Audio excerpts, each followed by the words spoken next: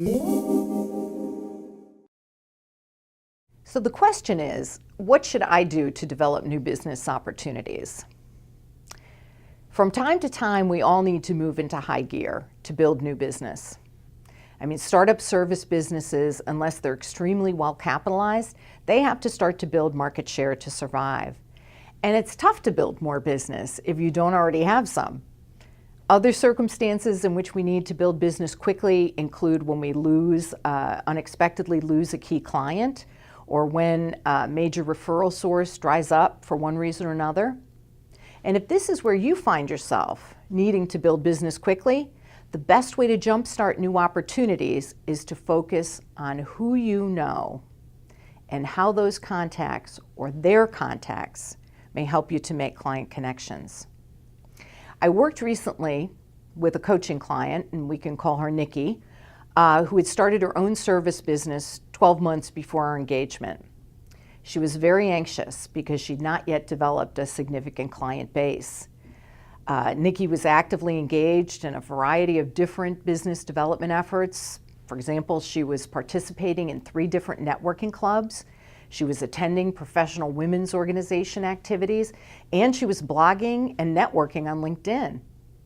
To be honest, she was kind of a whirling dervish of non-billable activity, and she was very frustrated.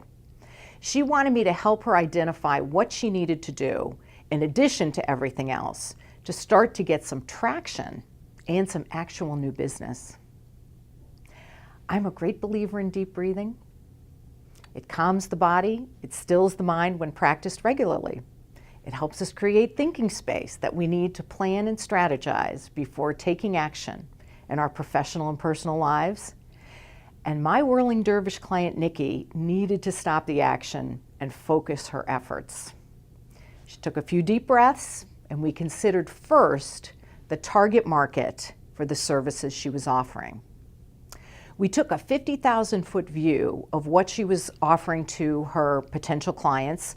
That would be executive compensation consulting, to whom it was for privately owned businesses in a certain revenue range. With that target in mind, we then zoomed in to identify specific contacts she has now who might need her services or who could connect her to those business people who did. Because while eventually work might start to flow to Nikki, and it should, based on her reputation or through regular networking activities, early on, business development tends to be what I would call a mano activity. You have to get in touch with others, and you have to learn to ask for opportunities. These first clients then become the building blocks for your sustaining practice. You work with them, they're pleased, they tell others about you, they make referrals, they serve as references.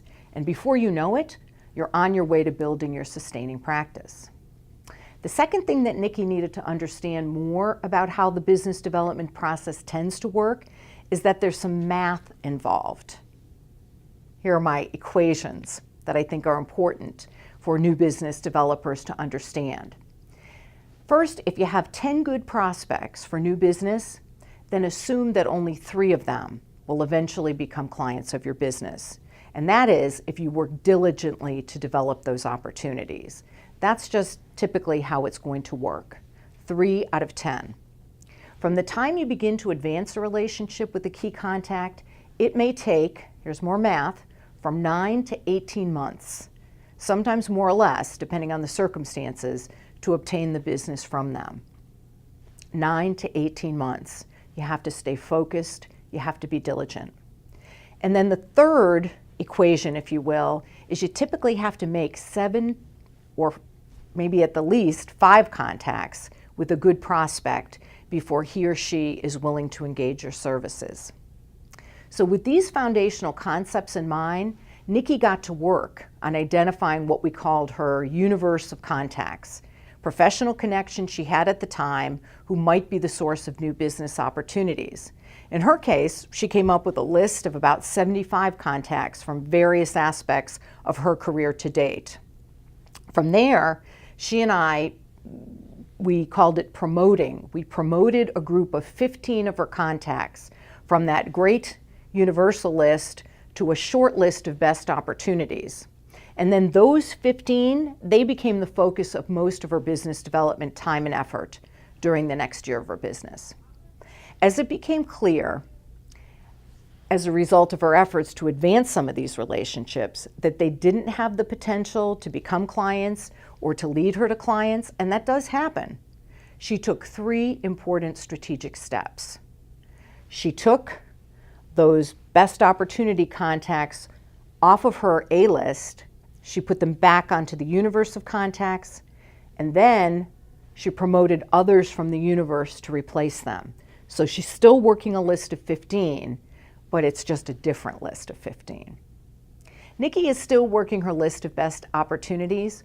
Some are people she's met at her various networking events, so she continues to go to them, but she makes sure now to spend quality time with key contacts when she does. And the discussion she has with her contacts at those events focuses not on children, family, important topics, but the only way you can get business from others is to talk about business. So now she's learned to focus on their professional priorities, and she offers ideas for assistance. Following the event, she maybe sends an article to a key contact that amplifies a point they were discussing.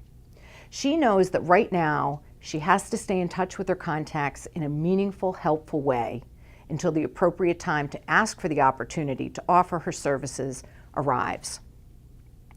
The other day she called to tell me that she had landed a big assignment from one of her networking contacts without even broaching the topic of working together. She was delighted, and she reported that the new client enjoyed a presentation that Nikki had made to the group on issues related to executive comp planning, so that when a new project came up, she thought to call Nikki to handle it. Expect this to happen from time to time as you diligently and strategically work your list of contacts. Here's a checklist to build new business quickly and efficiently. Think about these ideas. First, identify your key services and the target market that will benefit from them. Second, create a list of all of your contacts. We'll call it your universal list, who are part of or who might lead you to your target market. Third, consider who on your universal list is most likely to need your services or lead you to someone who may in the short term. Because building business, if you have that need, you want to do it efficiently and expeditiously. Next, promote 15 contacts, no more, from that great universal list to what we'll call an A-list or best opportunities list. Then, come up with strategies or activities for building the relationship with each of your 15 contacts to the point where it's appropriate for you to ask for business. Change your list of 15 based on what you learn as you seek to advance relationships. By working a strong list of 15 prospects, expect to develop 5 new business opportunities within 9 to 18 months. You have to get strategic to build business and connect with people to jumpstart your business development efforts.